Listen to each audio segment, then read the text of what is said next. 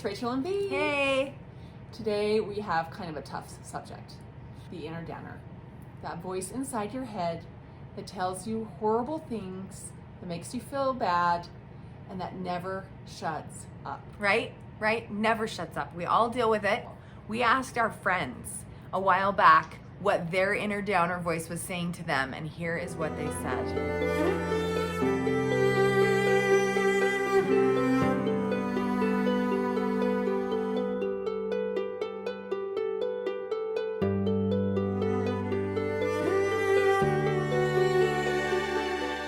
These are our friends. These are people that we love. Our friends. It's so sad to hear what other people are listening to in their minds on the daily. A couple weeks ago, Rachel asked me what my inner voice says to me. And at first it was easy for me to just say, oh, just like everybody else. I just sugarcoated it. And then the next day, I kind of felt like I lied to her. And I started thinking about all of the true things that I really do say to myself. I kind of have a famous husband. As he's aged, he gets more and more attractive. One of my good friends was telling me that she had Googled him recently. People, when they Googled him, what was the second thing that they asked about? And it was what his wife looks like. Oh, I can just imagine someone telling me that. And immediately I would be like, they do? They ask that? Yeah, so then of course, my inner voice says to me, you're not skinny enough. You're not pretty enough. You're not successful enough to be with him. Yeah, and I think what's really crappy is that inner voice will make you think that you don't belong in your own life. Yesterday, V and I had the greatest run. We did. We were on a high. And I was feeling so good when I got home. I got on the scale and I saw the number, and immediately those words, that inner downer, just started the chatter. How did you let that happen? Oh my gosh, does your husband know and he just hasn't been telling you? All the things that made me feel so gross, so not valuable. All of a sudden, anything good in my life took a back seat. I wasn't quite prepared for it, so it kind of took me down real fast down this thing of this is really painful actually to hear this and really believe that it was true. And some of the other things that my inner downer will say to me sometimes are things that I maybe suspect might be true, and then the voice says it, and then it must mean that it is true. It knows the weaknesses that we might have and plays them up.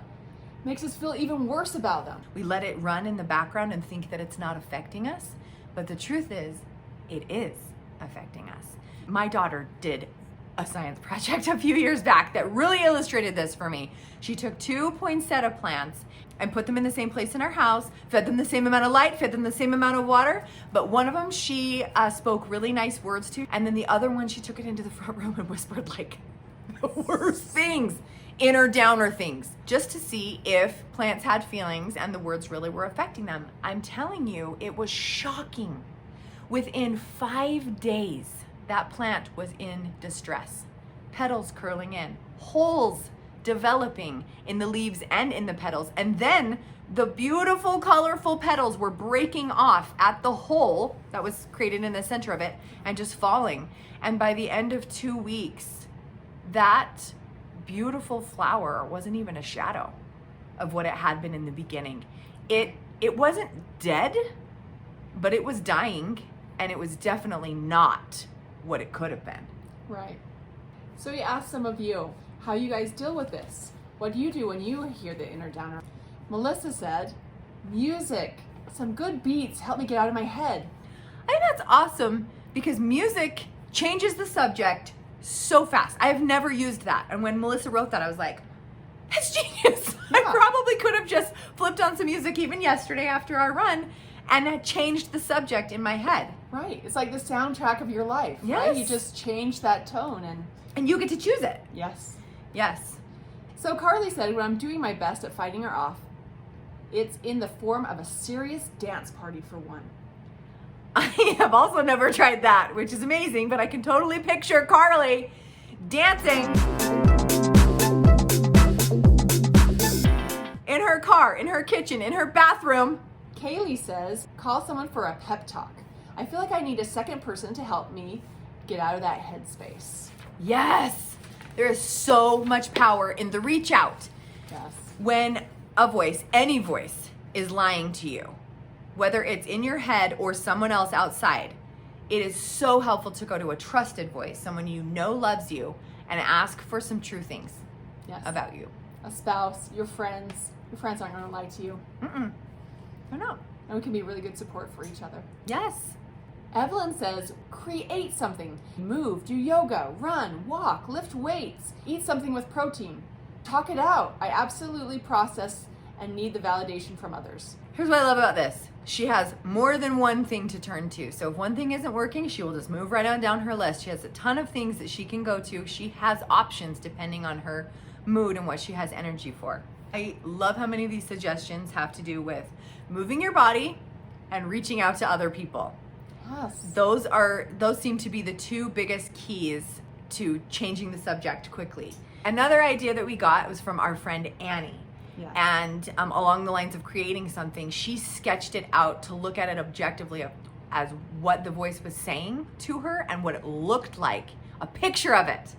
Yes. And when I first saw these, it kind of made me sad. It's an awesome visual interpretation of what she feels like. Yes, it was very powerful to look at, and also to sort through objectively, where you're like, all of these negative voices and what they could possibly look like and how to shut that down, because you don't want that kind of darkness in your life.